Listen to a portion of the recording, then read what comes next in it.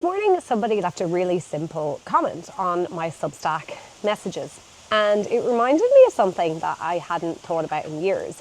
Now, for context, the comment was basically just something like, hello, just wanted to drop in and say hi. This is just a pretty ordinary day for me, nothing extraordinary is happening.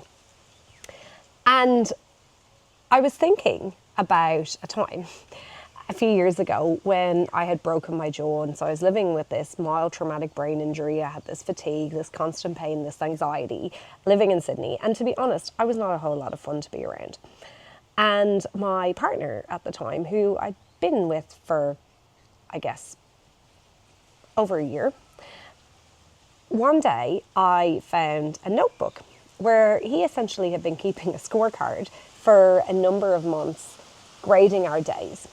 And it seemed like a green day needed to be something where we'd done something really exciting and fun. So we'd caught up with friends, we'd gone to a gig, etc., etc. Now, there was very few of those green days at the time because I had this noise sensitivity, these concentration issues.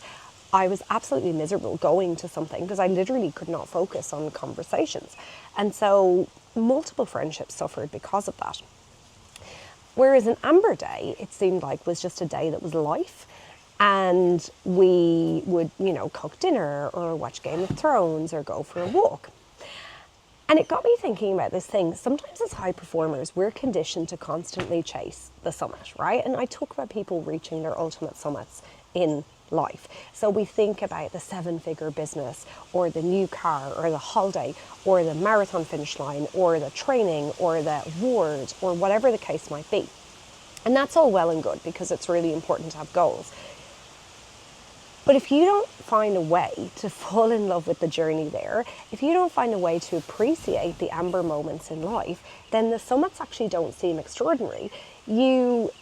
If you don't notice the little things, then when you reach the summit, if you were reaching a summit every day, it would just be your ordinary. It would actually be your amber day, and you'd stop appreciating the views. So little things that I appreciate on the day to day are I am currently sitting, she's about to move, but sitting on our deck, and that is my big dog, if you were watching the video, and my less big dog, who's still 35 kilos, is on the other side. These are amber everyday moments.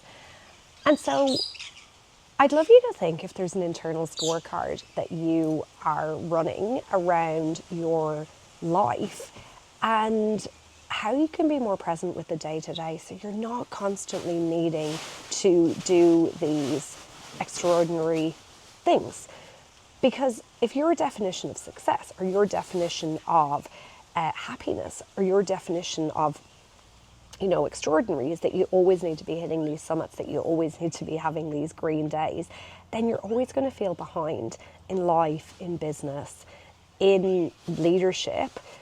You might actually be missing the fact that you already have a pretty beautiful life. So thank you for joining me, and I will see you tomorrow for more from Endures. Bye.